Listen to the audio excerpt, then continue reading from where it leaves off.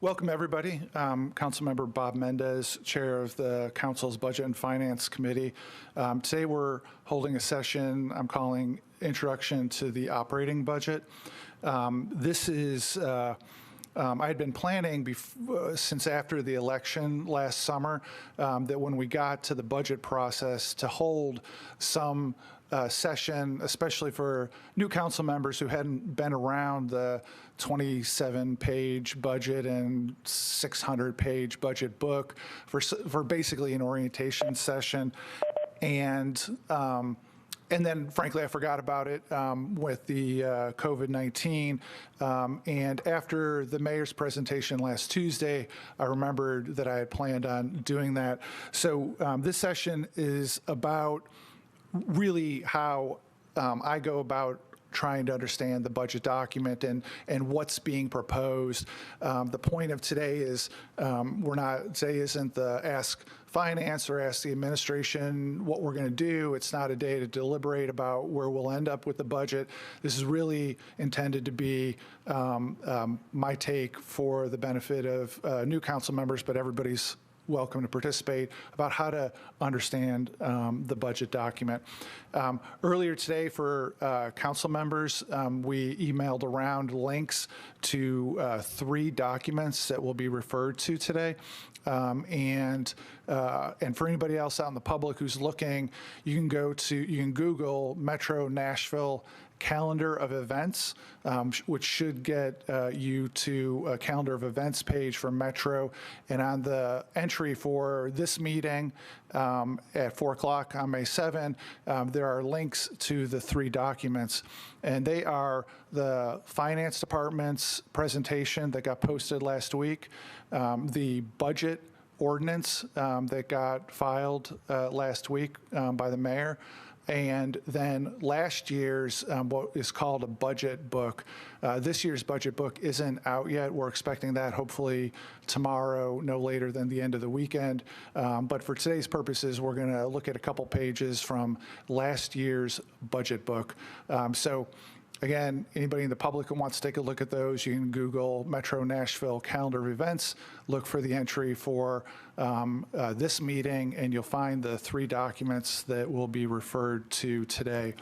Finally, the last introductory note is the presentation that I'm going to share today will get posted probably not till the morning, but it will get posted on the council's website under Metro Council Resources.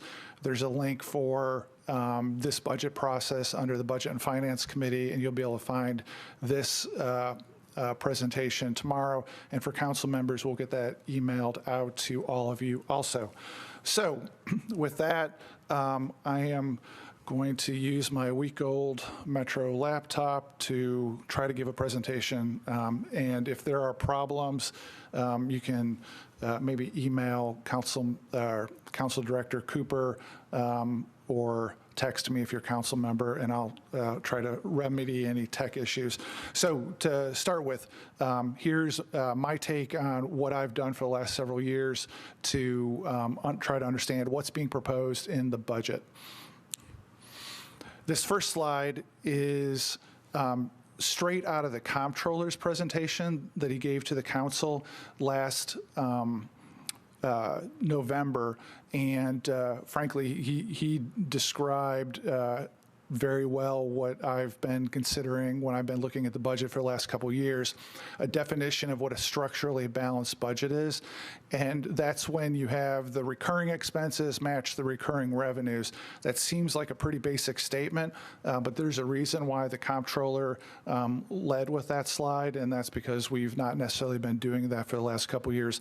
The exercise that I go through in the lead up to reviewing a budget and when I actually see it, is looking for what parts of it are structurally balanced. It's okay to have non-recurring revenue in a budget. It's okay to have non-recurring expenses in a budget. Every budget has some non-recurring things in it. But the question is, how do you have to look past that and find out whether the recurring things, both on the revenue and expense side, match. So there's a three-step process that I get myself ready for before the budget comes out. Step one is to look at what the available revenue is. And like the comptroller suggested, the basic formula that I'm looking for when we get to the budget process is to look at what last year's revenue in the budget was, subtract out any non-recurring revenue, and then add new revenue, and that should tell you what's available for the current year. This basic formula is why I personally was so adamant last year that the budget was never going to work. And the thought was, I knew that there was some $40 million worth of non-recurring revenue in the budget from 2 years ago. So I knew before the budget came out that literally the first $40 million worth of revenue last year was going to have to go to make up for the non-recurring part of the budget the year before, and we were only going to get in deeper. So this year, there's an extra add-on. This year, we have to look at what last year's revenue was, try to seek out and get rid of, set aside the non-recurring part, figure out what new revenue the city has, and then also we need to subtract out lost COVID-19 revenue. So that's the general process. Step two, figure out what the expenses are going to be. It's a similar formula. Figure out last year's expenses from the budget. That should be easy. Figure out how many cuts there were in the budget from the prior year, and then add any new expenses, and that should get you the total amount of expenses in the budget. Step three is to figure out whether it's balanced. And this again, this is basic math. This was in the comptroller's presentation too. If the revenue is higher than the expenses, that's great, and then you've got the opportunity to save, which cities should do, expand services, or reduce the tax rate. On the other hand, if revenue is less than expenses, then you either need to use your savings to balance things out, you need to reduce services, or somehow you need to increase revenue. Once you get the revenue and expenses to equal each other, then you've got a balanced, structurally sound budget. That's the basic process. Now we're going to take those formulas and apply it to what's going on this year. Typically, it's the finance department presentation that is the most useful in trying to put the pieces together for what I've described. When I get to this next slide, you're going to see that there's parentheticals where I've got slide numbers. The slide numbers refer to the finance department presentation, which you all have a link to.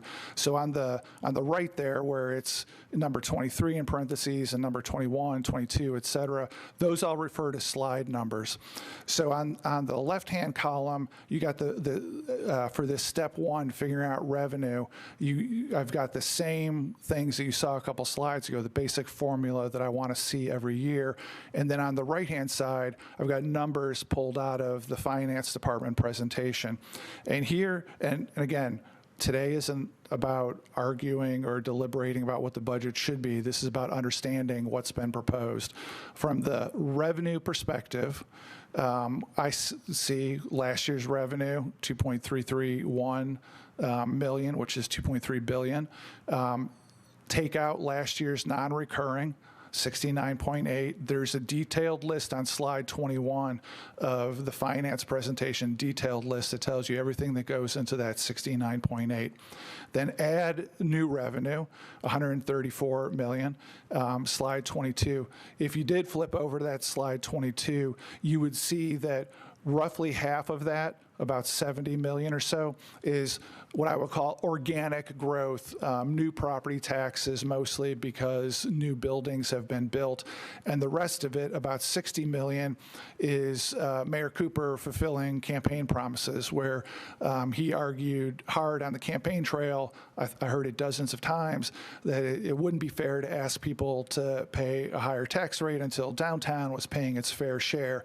And you all know the story about about how much is coming from the convention center now and the Convention and Visitors Corporation, and those numbers of the tens of millions of dollars that the mayor's worked hard to get out of different downtown groups over the last 6 months increased what would have been an ordinarily $70-some million of organic growth up to this $134 million number. And concretely, you can see there how helpful that's been in trying to minimize what the tax rate should be or has to be.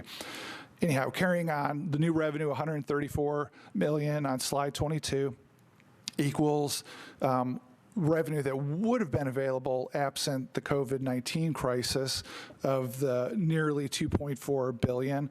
That's on slide 23 of Finance's presentation. And then Finance has given us a number about what to take out due to the COVID-19. That's detailed on their slides 24 and 25, and you can see what the math adds up to at the bottom, the revenue available without a rate change. I would stop here to talk about what's in red for a couple seconds, the subtraction for the COVID-19. One thing that strikes me about this year's budget is about the only thing we know for sure is that the revenue projections are probably going to be more wrong, more incorrect than they've ever been before in the history of Metro. Every other year with Metro, you could look at historical sales tax year over year, what the increase is, how the economy is, and get a pretty good guess about what the number was going to be. And this year, it's the opposite. We've got this complete unknown of we don't know when the economy will turn back on. I think we would all agree, while government has a minor role in that, the only thing that's going to make people go back to shopping and traveling and eating and drinking in restaurants is when they feel comfortable what's going on. And given the fact that we don't have any idea how the crisis is going to go, it's going to be, if that number about minus 280 is accurate, Kevin Crumbo should go to Vegas and start betting because it's probably going to be wrong. And to me, one thing that's on my mind as we go through the budget process is we have to build in a way to reassess at the end of the summer before we get to the property tax bills going out in October and reassess to see where the revenue's going. Is it a lot better and maybe we can lower the tax rate, or is it a lot worse, in which case frankly, we'd have to definitely go to layoffs at that point. I think we have to build an assessment in there because these numbers have probably never been less reliable than they are this year through no fault of anybody in the finance department. All right, so that's step one. Step two, doing the same process, taking the basic formula of last year's expenses minus cuts plus new expenses to figure out what the total is. The numbers are in the finance presentation. On this one, it's not necessarily presented in the way that I find most helpful because instead of laying out the detailed subtractions for the cuts and then adding the just one number for new expenses, they net it out against each other. And you can see these page numbers that I've referenced, 11 to 13, 27, 28, 66 to 67, as well as number 29 are sort of scattered around the presentation. That's fine. There's more than one way to compile the information. For my purposes in looking at the budget, their presentation makes it clear that there's a net $115.9 million worth of new expenses. A full $100 million of that is for savings, and just the balance, about $15.9 million, are actual new expenses other than savings. And the total is there, and you can see the slide numbers for what the total is. Next, step three, does it balance? Obviously, the revenue number is less than the expense number by $332 million. Therefore, the basic options in the universe are to use savings. We have none, so that's not going to work. Reduce services or increase revenue, or some combination of those things. We know from the finance presentation and from the mayor's presentation, there's some reduction of the third-party expenses, nonprofits, chamber, et cetera, and the mayor's proposed raising the property tax rate by $1 to raise the $332 million and balance the budget. So at this point, I've laid out what the formula is that I'm looking for before I ever see a budget. I have laid out the numbers that I was interested in from the finance presentation. The next thing I do is to go look at the budget ordinance itself when it comes out, usually a day or two after the finance presentation. I'll be perfectly honest, I think a lot of council members, a lot of people in the public never actually look at the technical 27-page budget ordinance.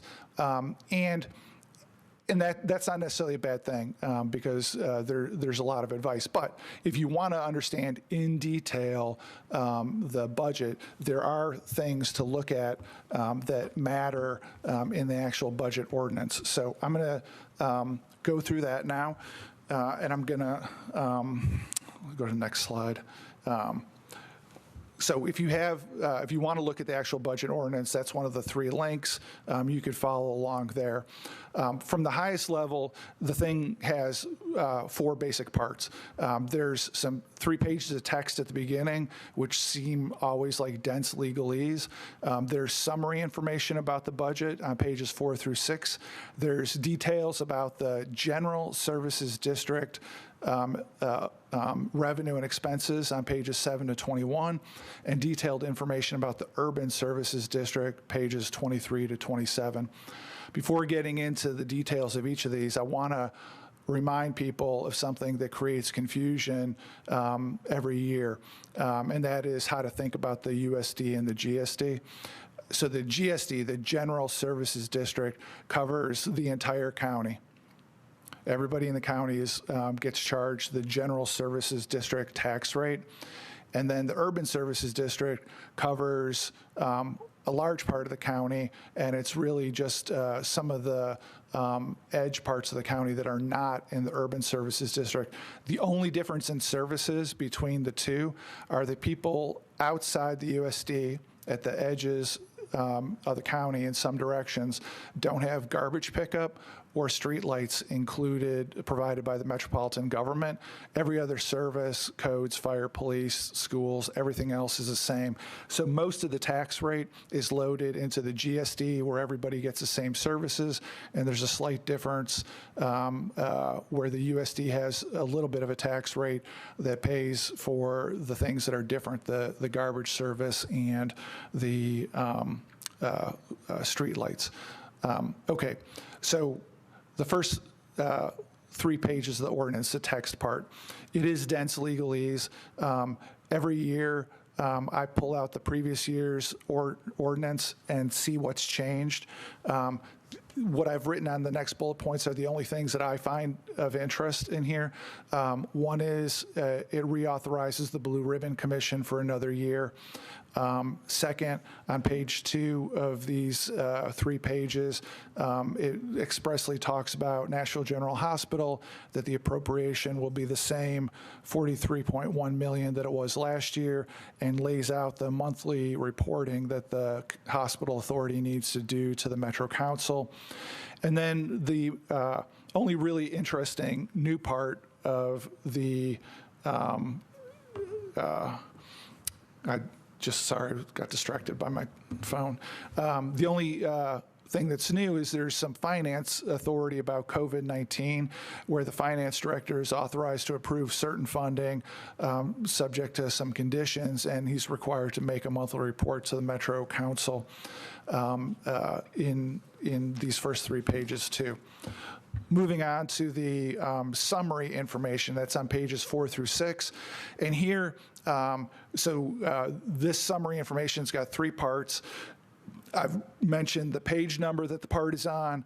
We're back to in the parentheses refers to slide numbers. And I also reference where the detailed information is in the ordinance. So if if a constituent had a question about a detail about revenue, you could, if you wanted to see a summary of it, you could look at the page 4 in the budget ordinance, and then you could look at slide 35 in the finance presentation, or if you want to get in the weeds about it, you could look at the various pages, page numbers 7 to 12, 22, 23, and I won't repeat it for all of them, but you can see there's a section on appropriation, a section on funds balance, and page 6 is about the general services tax levy. I'm going to mention a few of the things that I noted when I read through the ordinance, if you guys want to see it for yourselves. First of all, if you wanted to see, where finance says revenue is going to be $280 million lower next year because of COVID-19, and you want to see in detail, like, where'd that come from? How does that add up? You go to page 4, this revenue summary, and compare it to last year's, and you would find things like last year's budget said the local option sales tax was going to be $479 million, and this year says $352. So there's a almost $130 million difference on the sales tax revenue projection compared to last year. And I literally just pulled out this page for last year, compared it side by side, and you could see the specific places where revenue is expected to be lower. On the next page, page 5, the funds balance section on the bottom of page 5 is always a really important thing to look at. Hopefully some of you can look at it live now. I don't have a slide for it. But one of the things I'm expecting to come up in the budget process is people are going to say, well, $100 million worth of savings, that's really a lot. If we skinny that down to a lower number, then there'd be more money to spend on services or employees. And really, the actual budget ordinance here on page 5, where it talks about funds balance, will show you why that's not really practical. Mostly, you'll see on that page that the funds balance numbers are set to be about as low as they can be and still comply with Metro policies. And I'm sure we're going to talk about that at length, but you should be aware of where that funds balance chart is here. There's backup information at finance slides 44 to 46. All right, details about the GSD. This is relatively self-explanatory. I mean, I just copied page numbers and what the schedules were. I will, if you want to be in the weeds on the budget, here's some things to think about. On those pages 7 to 12, all of us in the council have had the experience where somebody has said, you know what you ought to do in order to fix the budget? You ought to triple the beer permit fee, or quadruple the short-term rental fee, or charge more for parking tickets. Or fill in the blank department. I know we've all had the experience of getting what about this by people, which is all fair questions, but your answers to that are in these pages 7 to 12, because every single category of revenue for Metro is in here. And you can see, for example, like the beer permit is one example I gave. It's listed on page 8 as the revenue for beer permits is $62,000. So you could triple the beer permit fee, and you'd raise that to $180,000, and it wouldn't solve the budget problem. Now, people will usually follow up by saying, yeah, but if you raise enough of them, it makes a dent. That's absolutely true. I'm just pointing out that anytime you get what about X'd by somebody, the answer is in these pages 7 to 12 of the ordinance.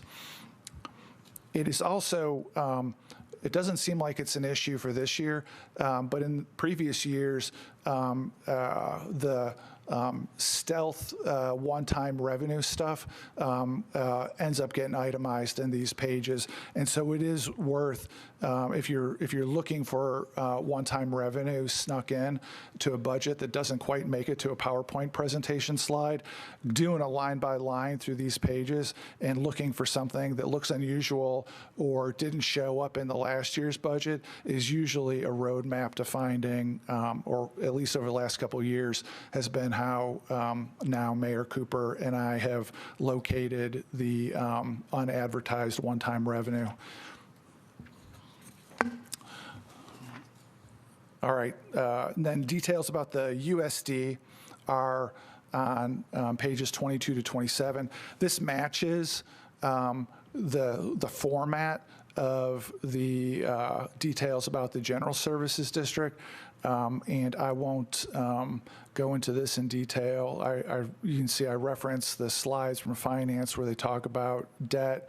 I guess I did want to make sure to mention I think slide 58 in the Finance Department presentation, that slide, a version of it shows up in every presentation. It shows the percent of our operating budget that goes to debt service, and that's been alarming over the last few years because it's continued to climb during boom times.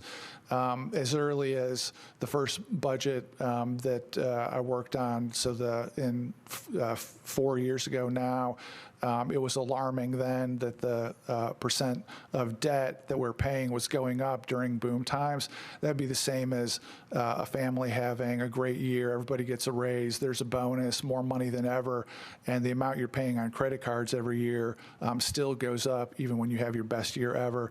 I always look for that slide about the trend on the percent of the budget that's going to debt service. All right, next I'm going to talk about the budget book. And again, this year's budget book is not out yet. And so the slides you'll see next are out of last year's.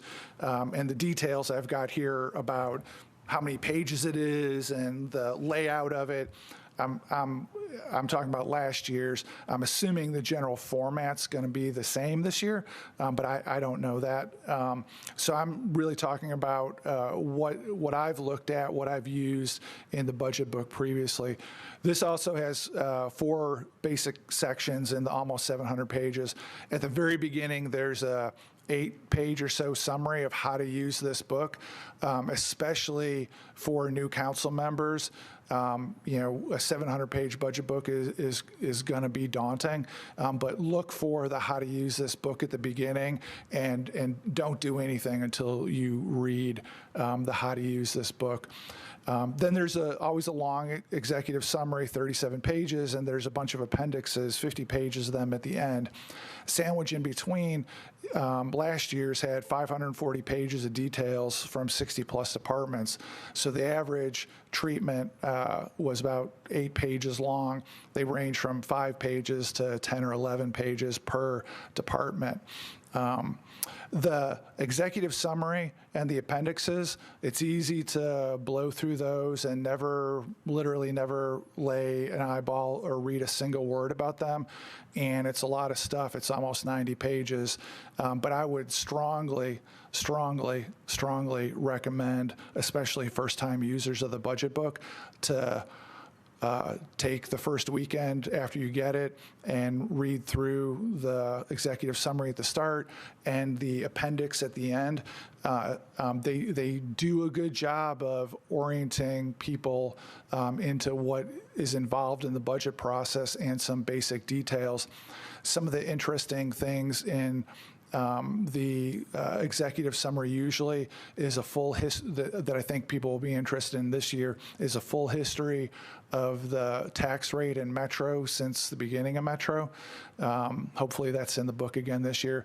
Anyway, you can tell by this might be 72 point font. I don't know, but you should take a moment to read that. All right. Now, this excerpt I've got here is straight out of the how to use this book section of last year's. And you can see one of the things they do is I mean, this is very helpful to have a description about what each section is supposed to be. So again, read the how to use this book part. On the stuff that's sandwiched in the middle, I've taken pages from the 5 pages that had to do with the Metro Council last year. I figured I didn't want to pick on another department, so I would have the council's pages from the budget. You'll see this is the first page in the budget book about the Metro Council. It's got summary information, and if you just, like, this is a place to start. The first page of it shows what the budget's been for the last several years. It shows the expenditures per capita, and it shows the number of positions. And for the viewing public, anybody who sees 53 positions for the Metro Council, please understand that 41 of them are council members and the mayor. The actual staff helping the council are only a dozen people between the 41 of us. So most of that number is the council members. So that's the first page. Second page always gives an organizational structure for the department. Every department has one in there. That's a conversation. Not every council member is interested in that, and certainly not interested in every organizational structure, but it's not uncommon for one or more council members to be really interested in what's the organizational structure of Public Works or the Sports Authority or fill-in-the-blank department, and that question gets asked enough by enough departments every year where it's just a permanent fixture in the budget book. The next page, it highlights the changes year over year, and so here, if going back a couple pages, you can see that the 2019-2020 budget number is higher than the preceding year by about 300,000 and change. This page, a couple pages later, breaks out where are the changes. And for this particular year, for the council's budget, you could see that $4,700 was for overtime compensation for employees that had to stick around late for our meetings. They budgeted $10,000 for transition costs to new council members, and I won't read every one, but every department will have a page like this that highlights the specific changes up and down from the preceding year. Another helpful thing if you're trying to get quick information about a particular department. Then the next pages get more into details. This shows 3 years worth of budget and I guess it shows 1 year budget and actuals, a couple years of budget, and then spelling out the differences and then breaking it out by categories. I think most council members would agree that these categories for a lot of departments are not super helpful or super detailed, but the goal over the years is clear to use the same categories for different departments, so we get sort of a feel year over year about what it is. And it's not unusual for a council member to say, I was looking at the detailed budget numbers, and it looks like there's more money being spent on travel, tuition, and dues for this year. What's that? And a lot of times the department heads will promise to get back to us about that. And frankly, those sorts of questions are the kind where this year we're going to be doing a lot of this remotely. Any questions like that, I would strongly encourage people to email Maria Calder in the council office, and she'll get on it and get you answers, so we don't have to spend the time we've got together on WebEx on issues that are literally a couple $1,000 issues. But the questions are fair. If you ask them to Maria, they'll end up on the website, and everybody will have the answers, and we won't have to spend our valuable time on the smaller dollar amount questions. And then finally, the last page that happens for every department is a more detailed layout about where the employees are. And this, again, is over the years, every year, somebody or lots of council members want to know about specific structures of specific departments. And if you wanted to know, gee, where are the 53 employees in the council, you could flip to this page and like, oh, it's 40 council members, I get it. And then you'd see the sparse staffing beyond that. Again, these are examples from last year's budget book where I just picked out one department. We'll get this year's. Everybody is going to probably be spending a fair amount of time in the budget book trying to figure out what it all means. And that is it. And again, I want to emphasize this was designed to help people understand what it is that's being proposed. And typically, between the initial questions of what's the revenue for the year, what's the expenses, do they match? Do we have extra room to do more things? Do we have to save? Do we have to get more revenue? Filling in the blanks from the finance presentation is the first stop. And then the second stop for me, some people skip this step, is to find out what it says in the budget ordinance, because frankly, over the last several years at least, that's been the only way to figure out where the hidden Easter eggs were, the things that weren't in the PowerPoint, by going line by line through that. And then the budget book is where a lot of us are going to spend a lot of time getting to understand department by department what's being proposed. So with that, that's been about a half hour, and Mr. Cooper has got the WebEx with that shows people's hands are up, and I'm going to let him call out who's next, and we'll take questions from the council members, and Mr. Cooper and I are available. Allen and then O'Connell.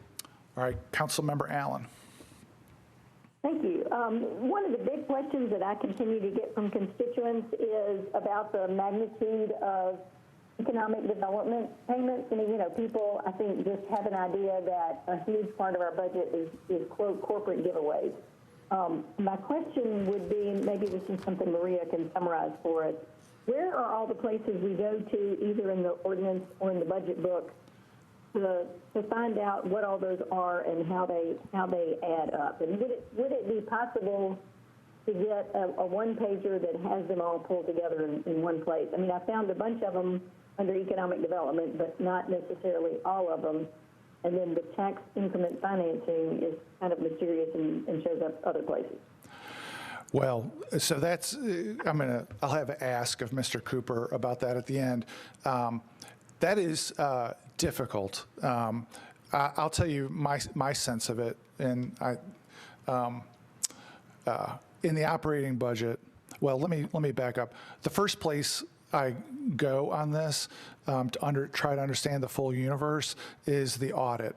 And one of the things that it's never going to be on a bumper sticker running for office, but one of the things I'm most proud of for last term is, from the audit committee perspective, to lean on the auditors to have a couple notes added to the audit that lay out a bunch of the economic incentives in detail.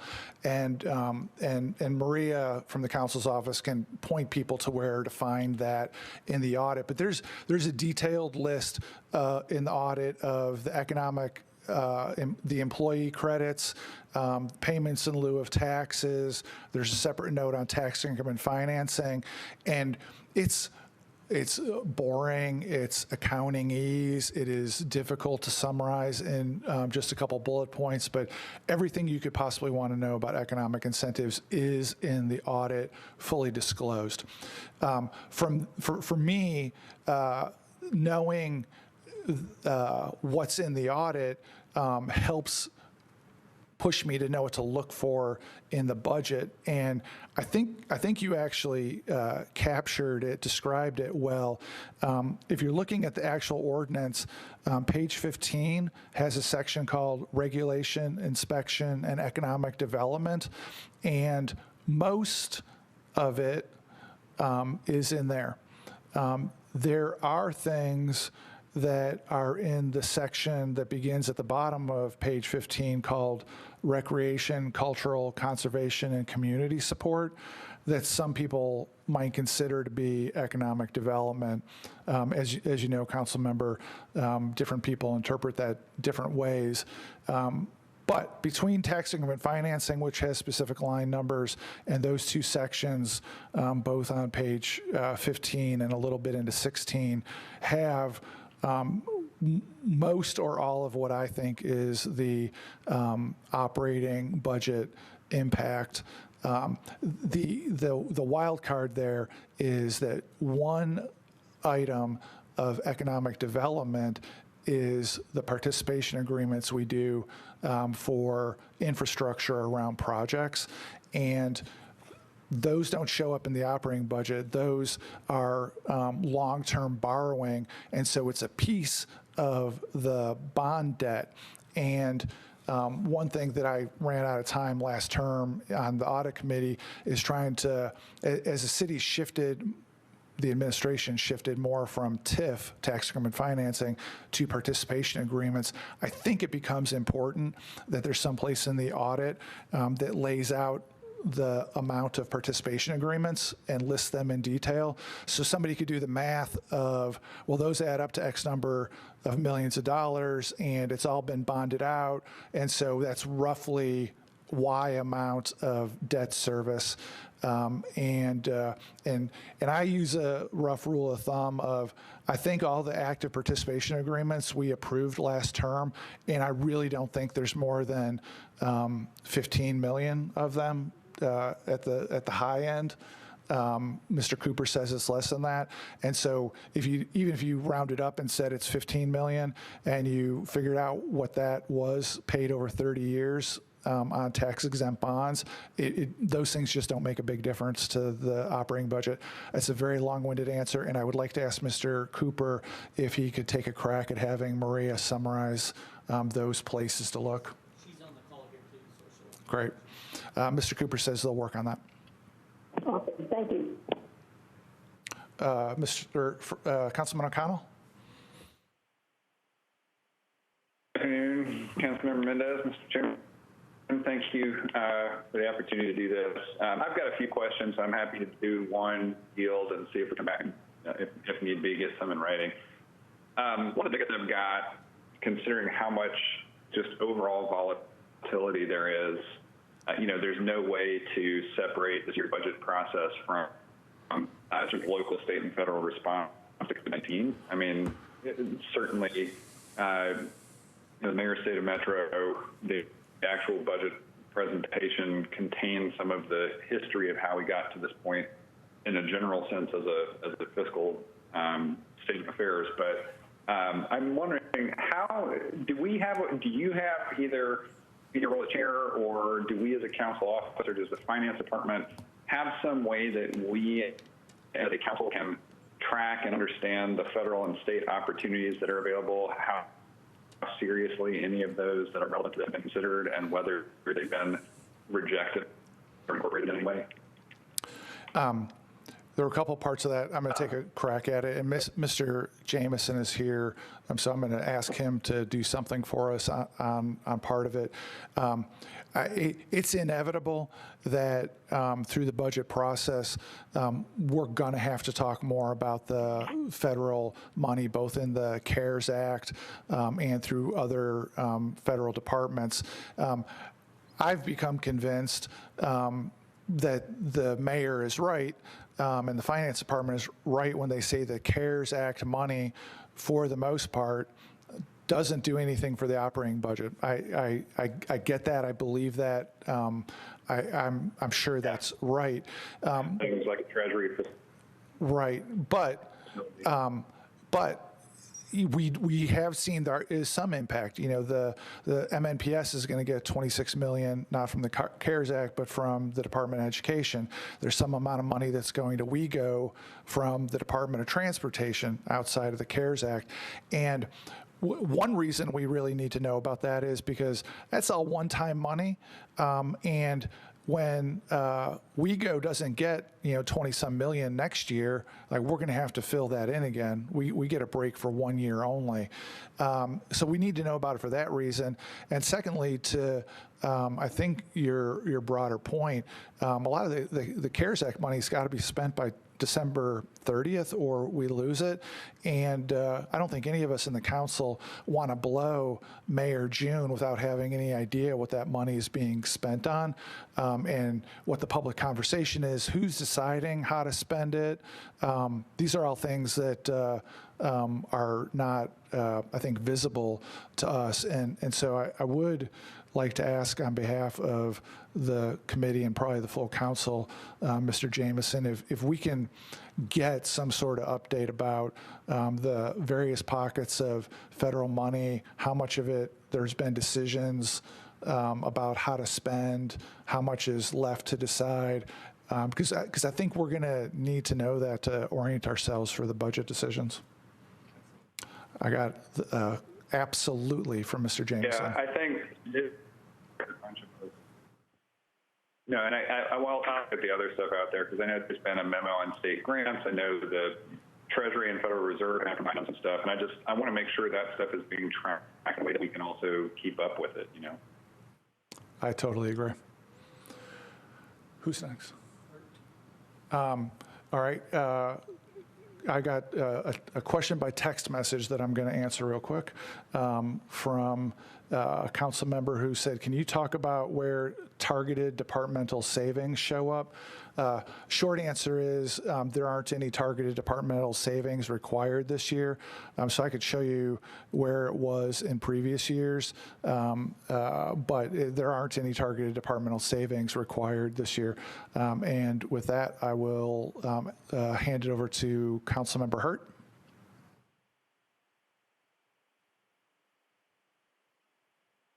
Thank you, Councilmember Mendez.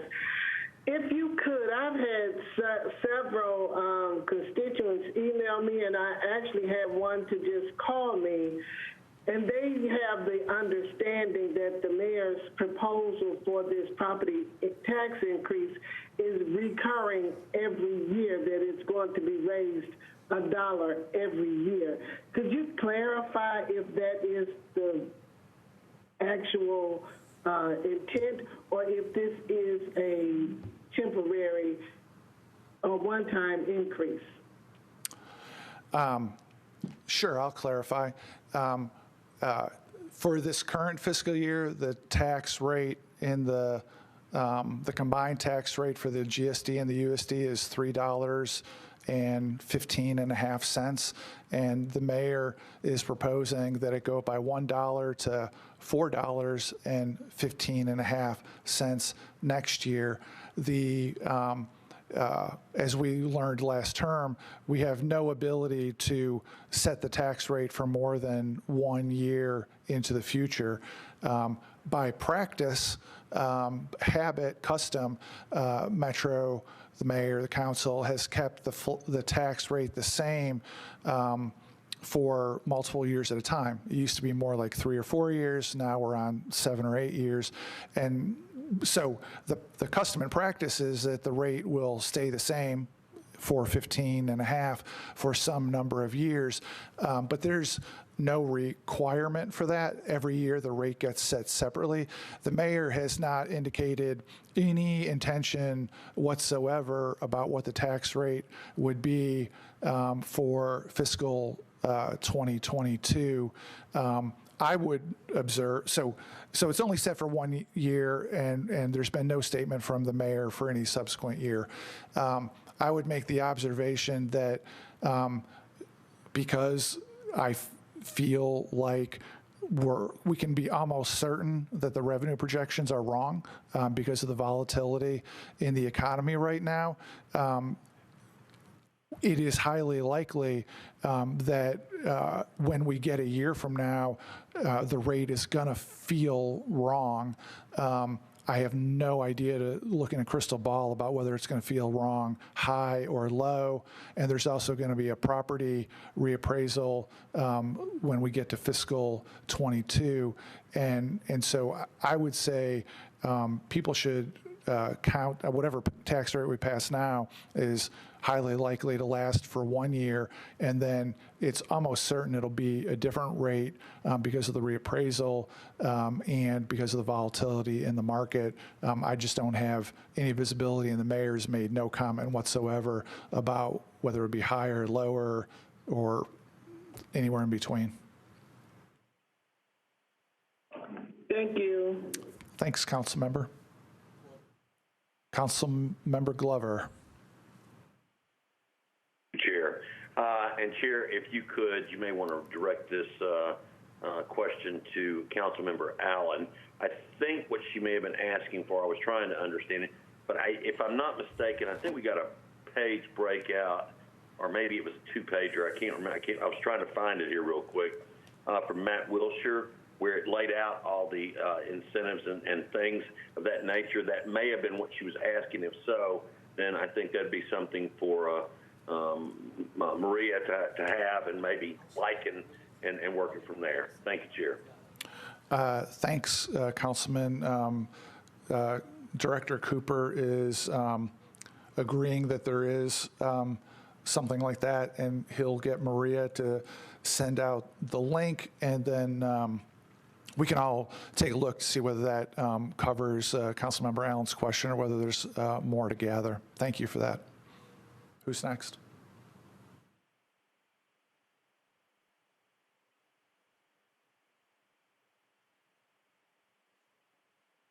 Councilmember Suara. Thank you, Chair. This is very helpful. This question, I don't even know if this is the right time for it, but the only reason why I'm asking is because you alluded to it in your presentation, and that was with regards to the cash balance. You had said something about we may get people asking about why it has to be 100,000, and you're saying that by charter or by law it needs to be that, something to that effect. My question is, based on the presentation and the Finance Department presentation and everything that we see, it's projected that we will end 2020 with 12 million, which is definitely less than that charter amount. So does that put us in any problem? And if we can be as low as 12 million, why can it not be lower than 100 million? Again, I don't know if this is the place for this question, but because you had said something, I just thought maybe you would want to clarify that or educate us on that. Yeah, and if everybody will if everybody will bear with me, I'm going to get to some slides from the Finance Department about this topic and talk a little bit about that in more detail. But you guys got to bear with me on some tech stuff here while I switch to.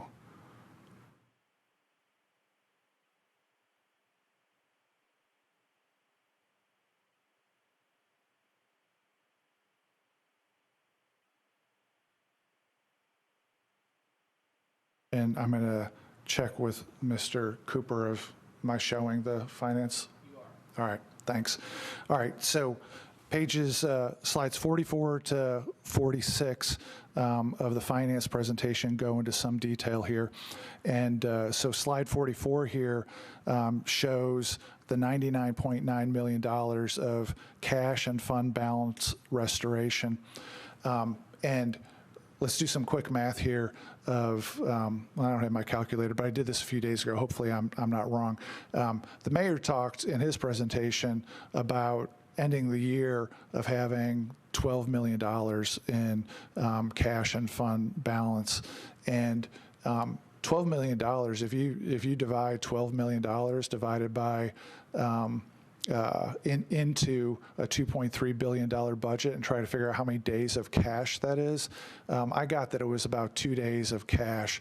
And I can tell you all, as a full-time professional business restructuring professional, if you've got 2 days worth of cash, you're screwed. And if you think about it in terms of your house, if you've got a couple days of cash in the bank, like you're broke. You're not even living paycheck to paycheck. You're not paying. You're holding your rent or your mortgage payment until your next paycheck and paying it late if you have that little cash. So it's dramatically below what would ever be prudent, and it's dramatically below what policy would indicate. And so they propose to get it up to 99 million bucks. The next slide breaks out the fund balances, and this is a little over CPA'd, no offense, council member. What you're looking for here is the far right-hand column where it has the budgeted percentages. And you'll see, so the general services district operations, that's the general fund. We have a policy that we need to have 5%. We're obviously violating the policy this year due to events. The budget proposes, from the mayor, proposes to get up to the absolute minimum required to meet our own policy, 5%. And then similarly, several lines down, you see where it says USD operations, that's the USD general fund, also 5.3%, just barely meeting policy. The couple of school funds, operation and debt, require under state law no lower than 3%. I think the conclusion is that going down to 3% for those is not prudent. And so there's a number between Metro's general policy, 5%, and the state law, 3%, that's chosen there. And if you look at those percentages, and those show up in the budget ordinance on page 5, you can quickly see that $100 million, yes, that's a lot of money. On a $2.3 billion budget, it's something like 2 weeks of cash. And again, putting it into your own family's lifestyle, if you have 2 weeks of cash, you are living paycheck to paycheck. You get paid every 2 weeks. You got 2 weeks of money in the bank. Like, you're out of money by the next paycheck. And it's the same deal with Metro. And so, and the last thing I would add is that heading into this downturn, according to Moody's, the bond rating people, the average rainy day fund for the 25 biggest cities in America was 32% of operating budget. So we're floating around a couple days to a couple weeks of cash and debating whether we should have 10 days of cash or 12 days of cash or 14 days of cash.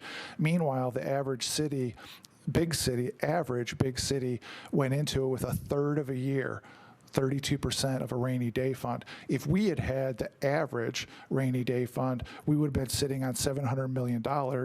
We would have blown most of it through the COVID-19 issues, but we wouldn't be talking about a tax rate because of COVID-19. We'd be talking about chewing up our rainy day fund, all of which is to make the point that at this $100 million, that's getting us up from being flat broke, 2 days of cash, to paycheck, a couple weeks of cash. And this next slide from finance, slide 46, demonstrates the sort of ridiculous place that we're going to end the current fiscal year, where it doesn't even really register on the 3D bar graph there. And getting up to what we're trying to get to, what's proposed in the mayor's budget, is really just moves us back to the place where we were, last place of the 25 biggest cities in America.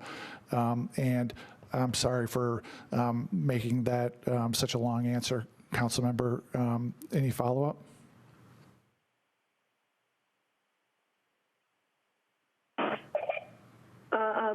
No, thanks. It's clear. I was just wondering if we were against policy by the end of FY20 because of estimated circumstances, and those circumstances have not fully gone away in 21.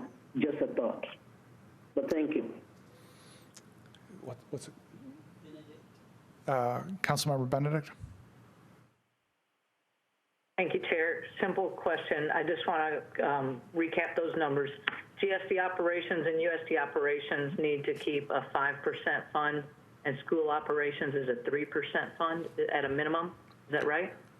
Yeah, and it is an important distinction. The 5% for the general funds are by policy, Metro policy. The 3% is the minimum under state law for the school fund. So, I hope. Great. All right.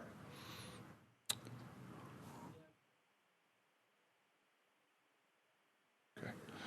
Councilmember O'Connell, your hand is still raised. Do you have another question?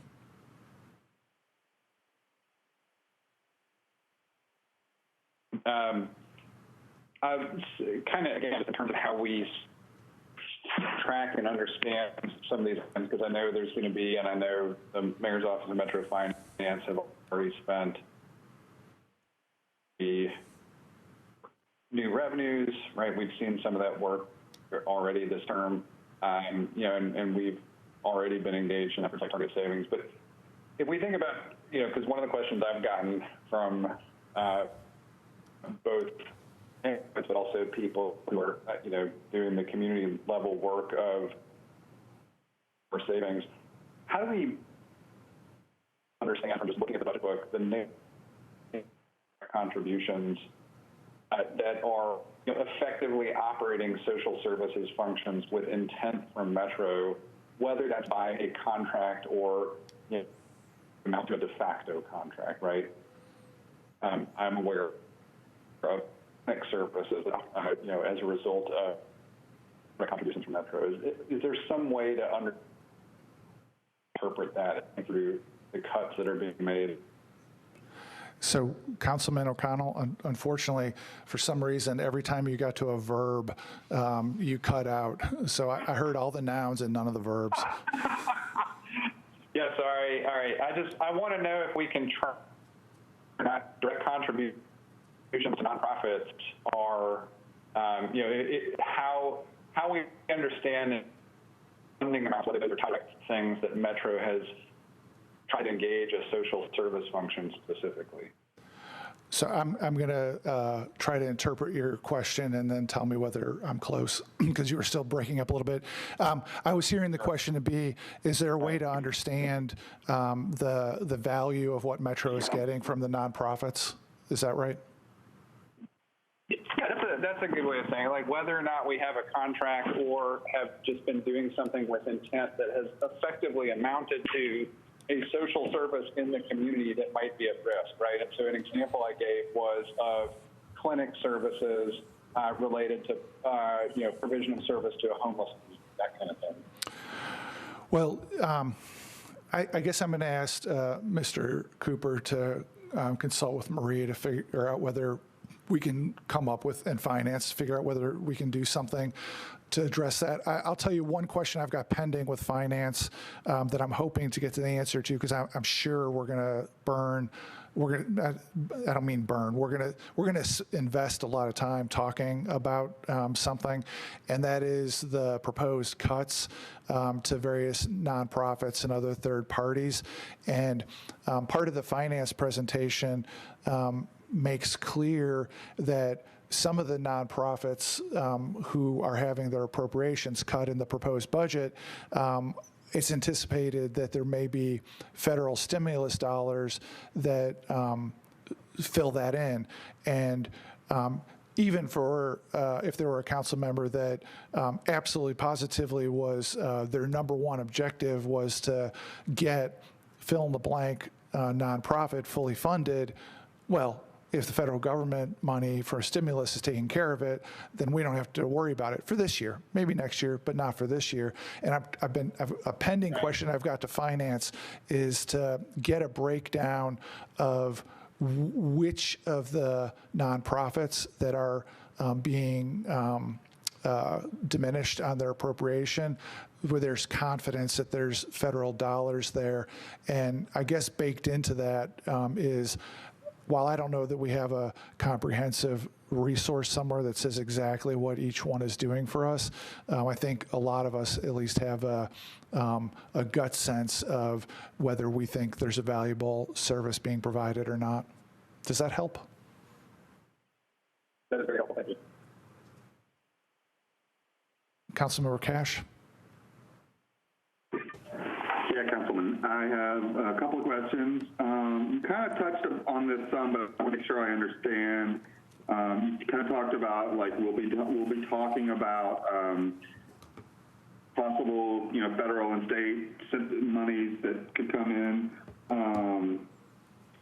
But when it comes to like revenue projections, as we get closer to June, if we have different numbers, are we able to, and there are like substitute budgets, are we able to kind of, process what we've learned in the interim, or are we kind of married to the projections that have been presented to us by the finance department?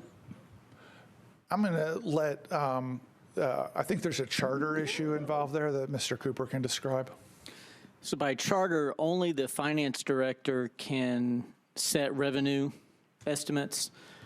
So if between now and the time that the substitute budget is voted on third reading, if there is a change in revenue estimates, it could be addressed in the substitute with the approval of the finance director. But the council, unlike the state general assembly, the council can't change revenue estimates.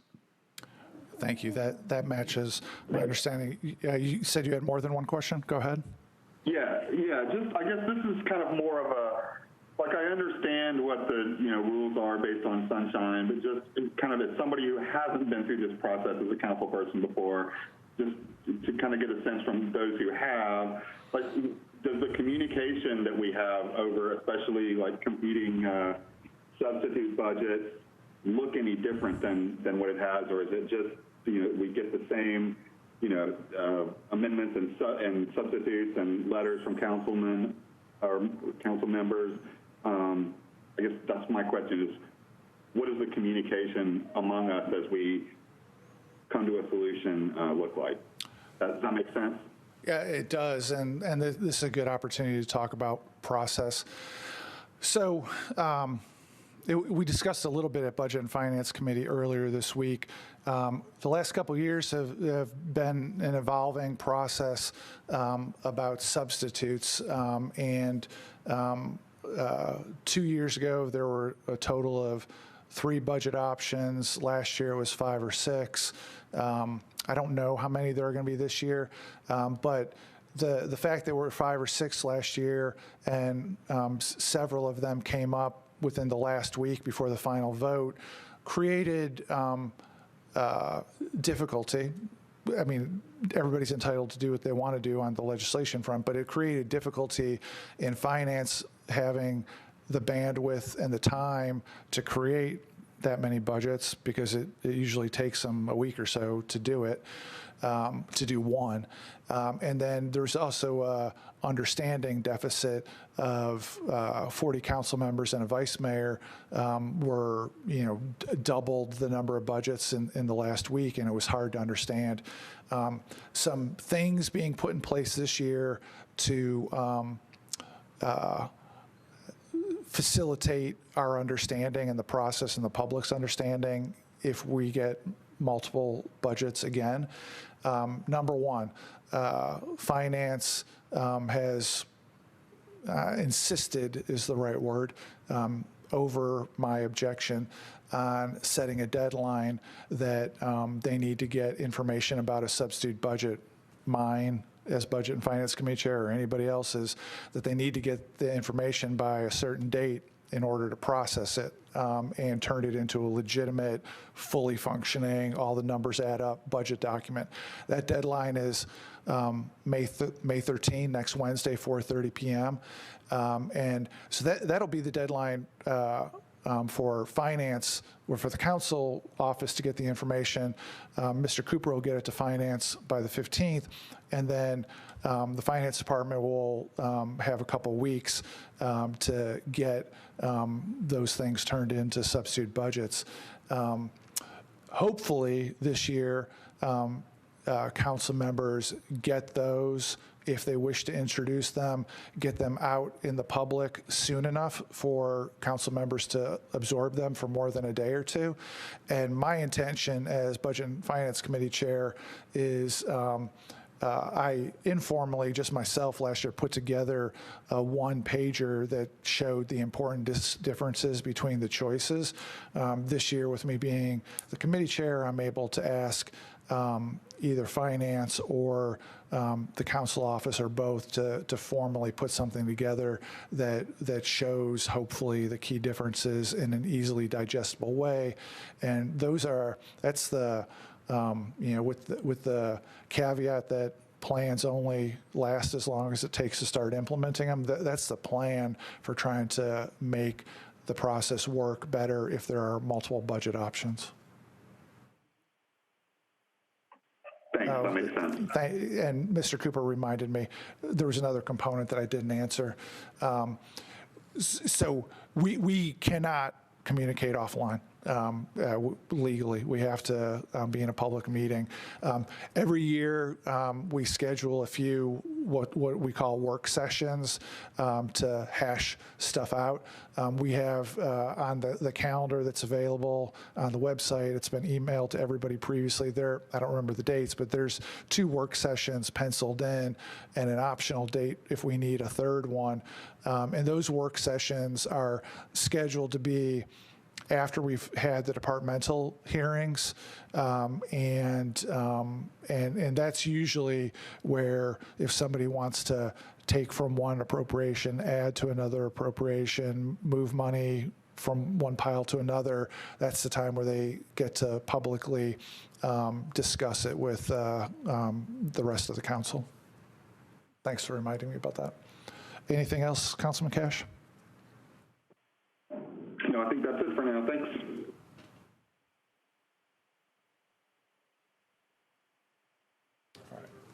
Council Member Hurt, your hand is still raised on WebEx. Do you have a question again?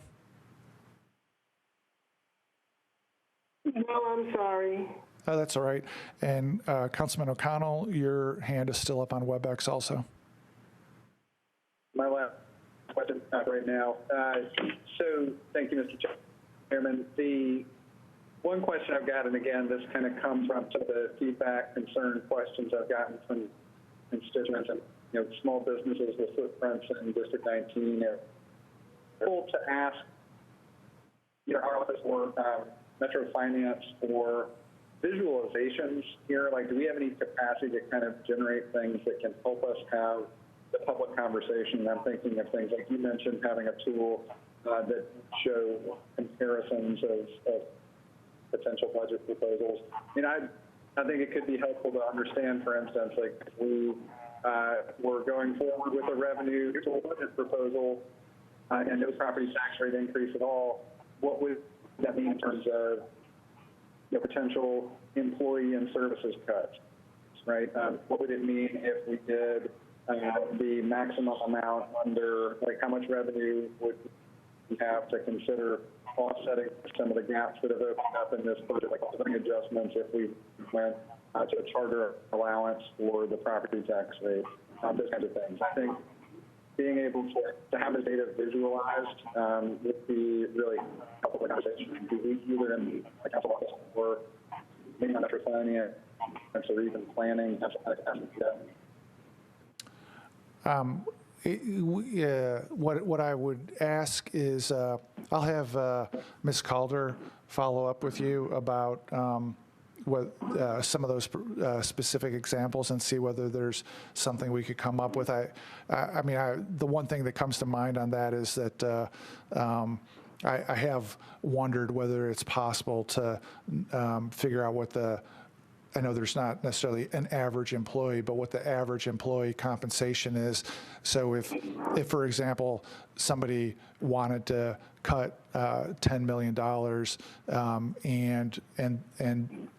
and they wanted to do with layoffs, whether there was an easy math of saying 10 million divided by average total compensation equals X number of employees. I've wondered about trying to get that statistic out there, just so there's a rule of thumb of how many employees you're talking about for a certain dollar amount. But we'll have Ms. Calder. Kind of thing. All right, thanks. Perfect, thanks. All right, Mr. Cooper tells me there are no more hands raised on WebEx, and so I'll loiter here for a minute to see if anybody wants to get their hand raised. Otherwise, we will start the departmental budget hearings on May 11 next week. Those will happen remotely by WebEx. The calendar of the process is online under Metro Council resources. Under Budget and Finance Committee, there's the top couple links are the schedule for the process. And I hope this has been helpful, everybody. I appreciate it. Very helpful. Thanks for doing it. Thank you. Thank you, Councilman. Thank you. Hello, thank you. I second that. Building. Okay. So you want me to have a check put in your name? Okay. It hurt. Okay. All right.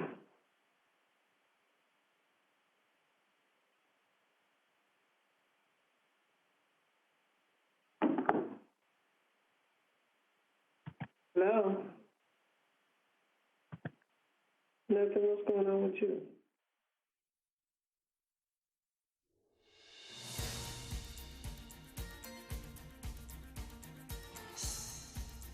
This has been a service of the Metro Nashville Network. If you would like to see this presentation again, or for more information about this and other programs, visit nashville.gov.